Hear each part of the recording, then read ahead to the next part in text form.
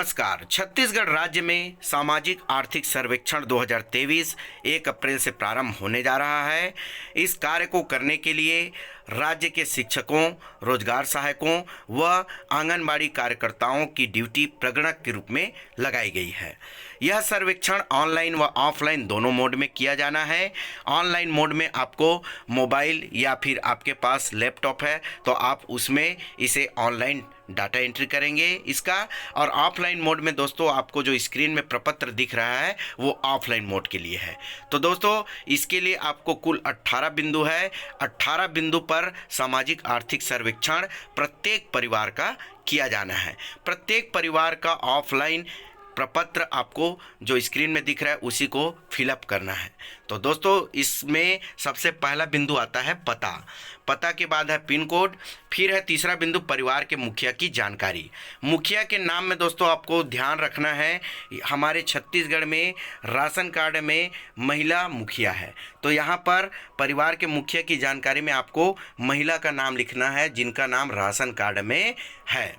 फिर है वह नाम कैसा होना चाहिए, आधार कार्ड के अनुसार होना चाहिए। इसको आप अच्छे से जानकारी में रख ले। मुखिया का नाम आधार कार्ड में जैसा है वैसा ही आपको फिलअप करना है। फिर आधार नंबर, लिंग, आयु और मोबाइल नंबर। फिर मुखिया की शैक्षणिक योग्यता फिल कर देंगे। निरक्षर किसको मानेंगे, जैसे कोई अंगूठा लगाता है या फिर कुछ नहीं पढ़ पाया है वो निरक्षर की श्रेणी में है। जो हस्ताक्षर कर लेता है उसको साक्षर की श्रेणी में लेंगे, और इधर की योग्यता तो आप समझ ही जाएंगे। फिर है रोजगार की जानकारी में दोस्तों यहाँ पर जो बिंदु है उसको आपको टिक मार्क कर लेना है और नीचे में फिलअप कर देना है। फिर प्रधानमंत्री आवास स्वीकृत है, हाँ है तो हाँ लिखेंगे, नहीं है तो नहीं में टिक मार्क करेंगे, और हाँ रहेगा तो प्राप्त राशि को यहाँ पर फिल कर देना है। अब पांचवा बिंदु आता है अन्य सूचियों के क्रमांक। दोस्तों ये महत्वपूर्ण सूचियां हैं जो आपको सुपरवाइजर के द्वारा 1 अप्रैल को मिल जाएगा। यहाँ पर पहला बिंदु है SECC 2011 क्रमांक। दोस्तों यह 2011 में जो जनगणना हुआ था उसका क्रमांक यहाँ पर फिलअप करना है, और यह 2011 में जिस परिवार को मिला है उसी परिवार के ऊपर लागू होगा। कहने का मतलब यह है दोस्तों 2011 में कई परिवार ऐसे हैं जो आज की तिथि में विभाजित हो चुके हैं, कई अन्य परिवारों में विभक्त हो चुके हैं, किंतु उनका क्रमांक आपको इसी को फिल करना है। विभाजन वाले में अलग अलग फिल करने की आवश्यकता नहीं है। 2011 में जो जनगणना क्रमांक मिला है उस परिवार को, उसी को प्रत्येक परिवार को यहाँ पर फिलअप कर देना है। फिर है प्रधानमंत्री आवास स्थायी प्रतीक्षा सूची क्रमांक, यह भी आपको मिल जाएगा। वहाँ से आप यहाँ से निकाल के यहाँ पर क्रमांक फिल कर देंगे। फिर आवास प्लस की सूची क्रमांक वह भी मिलेगा आपको। राशन कार्ड क्रमांक, धान विक्रय का किसान पंजीयन क्रमांक यहाँ पर फिलअप करेंगे, और नरेगा जॉब कार्ड का क्रमांक को यहाँ फिल कर देंगे। तो दोस्तों ये 6 जो सूची है यह महत्वपूर्ण है, यह आपको सुपरवाइजर के द्वारा मिलेगा। अब आगे बढ़ते हैं। 6वां बिंदु में आते हैं परिवार के अन्य सदस्यों की जानकारी। आवश्यक होने पर अतिरिक्त कागज जोड़ ले। दोस्तों यहाँ पर 4 सदस्यों की सूची आप फिल कर सकते हैं।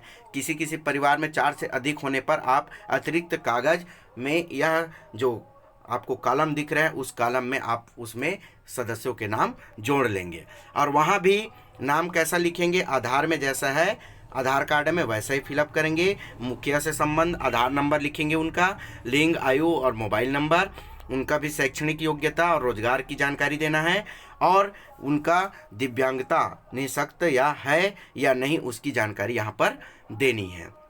फिर 7वां बिंदु है समस्त स्रोतों से परिवार की कुल वार्षिक आय। परिवार की कुल वार्षिक आय देना है, यहाँ पर मुखिया की नहीं परिवार की। तो परिवार में कोई सभी लोग कृषि करते हैं, यह तो सही बात है, किंतु कई परिवार ऐसे हैं जहां नौकरी भी करते हैं, कई लोग स्वरोजगार के अन्य साधन जुटाकर काम करते हैं। तो सभी स्रोतों से जो जो आय हो रही है उसको यहाँ पर क्रमशः फिलअप करते जाना है वार्षिक आय के रूप में, और उसको टोटल कर देंगे। फिर आयकर दाता है, कई परिवारों में नौकरी वाले रहते हैं, उनका आयकर दाता रहने से आयकर दाता यहाँ पर फिल कर देंगे। फिर परिवार की भूमि की जानकारी, यह भी आपको पटवारी के माध्यम से या सुपरवाइजर के माध्यम से आपको मिल जाएगी। फिर है दोस्तों आवास की जानकारी, स्वयं का आवास है, किराए का आवास है, कोई आवास नहीं है। तो दोस्तों कुछ कुछ जानकारियां आपको यहाँ पर लिखते जाना है, किंतु जब ऑनलाइन फिलअप करेंगे तो उस ऑनलाइन करते समय आपको और 2-3 जानकारियां उसके अंदर मिलेगी, तो उसको भी आपको फिलअप करते जाना है। तो यहाँ पर यदि स्वयं का आवास है तो उसकी जानकारी, तो कच्चे कमरों की संख्या, पक्के कमरों की संख्या और आवास की फ़ोटो अपलोड करें। फ़ोटो भी आपको ऑनलाइन मोड में खींचकर अपलोड करना है। उसी प्रकार शौचालय का भी है कि नहीं है उसकी जानकारी देते हुए उसका भी फ़ोटो आपको अपलोड करना है। फिर निराश्रित परिवार, हाँ है तो हाँ, नहीं है तो नहीं। फिर सिंचाई के साधन, सिंचाई के साधन में देखिए दोस्तों, खुला कूप का मतलब है कुआं, नलकूप, ड्रिप, स्प्रिंकलर, बिजली की motor, diesel pump, solar pump, अन्य। हाँ है तो हाँ फिलअप करते जाएंगे, नहीं है तो नहीं। उसी प्रकार वाहन एवं अन्य सामग्री में भी दोस्तों, ट्रैक्टर है, 4 पहिया, 3 पहिया, 2 पहिया, अन्य कृषि उपकरण, टीवी, फ्रिज, एयर कंडीशनर, तो इसकी संख्या आपको फिलअप करते जाना है। फिर अगला बिंदु आता है 15 नंबर, घरेलू ईंधन की व्यवस्था। घरेलू ईंधन किसका उपयोग करते हैं? लकड़ी, गोबर, छेना, हीटर, कुकिंग गैस, अन्य। अगर गैस उपयोग करते हैं तो उसमें भी ऑप्शन खुलेंगे ऑनलाइन करते समय, वह सामान्य कनेक्शन है या उज्ज्वला, और उस वित्तीय वर्ष में कितने सिलेंडर उपयोग किए हैं उसकी संख्या। फिर है दोस्तों, क्या परिवार के सदस्यों ने कौशल प्रशिक्षण प्राप्त किया है? कौशल प्रशिक्षण का मतलब है दोस्तों, सरकार के द्वारा स्वरोजगार उपलब्ध कराने के लिए प्रशिक्षण नागरिकों को दिया जाता है। अगर कोई परिवार प्रशिक्षित है तो हाँ फिलअप करेंगे और नहीं है तो नहीं।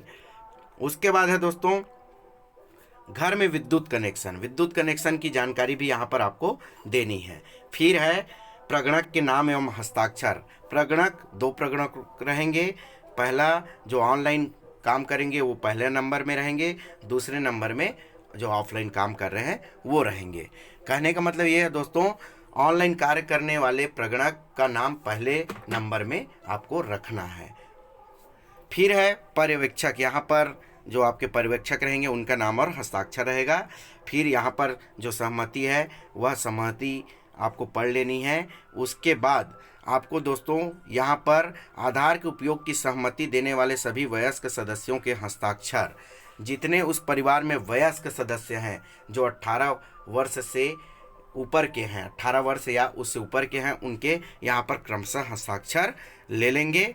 और सबसे महत्वपूर्ण बात है दोस्तों, सभी पेज में यहाँ पर देखिए कुल 4 पेज हैं, सभी पेज में प्रगणक के हस्ताक्षर रहेंगे और उसके मुखिया या फिर परिवार के सदस्य के हस्ताक्षर सभी पेज में आपको कराने होंगे। तो ये सभी बिंदुओं को आप अच्छे से पढ़ लेंगे और जैसा जैसा जानकारी आपको बताया गया है आपको वैसे ही फिलअप करते जाना है। आने वाले वीडियो में दोस्तों ऑनलाइन कैसे फिलअप करना है उसको मैं आपको बताऊंगा, तो आप वीडियो में बने रहिएगा। आने वाले वीडियो में मैं आपको उसकी जानकारी दूंगा। बहुत बहुत धन्यवाद।